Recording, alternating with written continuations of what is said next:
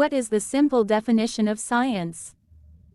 Science is the pursuit and application of knowledge, an understanding of the natural and social world, following a systematic methodology, based on evidence. Scientific methodology includes the following. 1. Objective observation, measurement and data.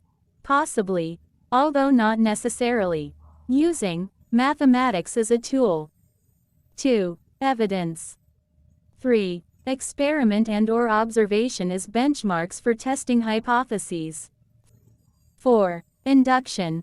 Reasoning to establish general rules or conclusions drawn from facts or examples. 5. Repetition. 6. Critical analysis. 7. Verification and testing. Critical exposure to scrutiny, peer review and assessment. Why define science? In 2009, the Science Council agreed that it wanted to be clearer when it talked about sound science and science-based policy. The Science Council has science in its name but had not previously clarified what this actually meant. In addition to developing a better understanding of what types of organizations might become members, it was felt that the recent inclusion of the advancement of science as a charitable activity in the 2006 Charities Act suggested that in that context a definition would be useful. This was how this definition arose. Because science denotes such a very wide range of activities, a definition of it needs to be general.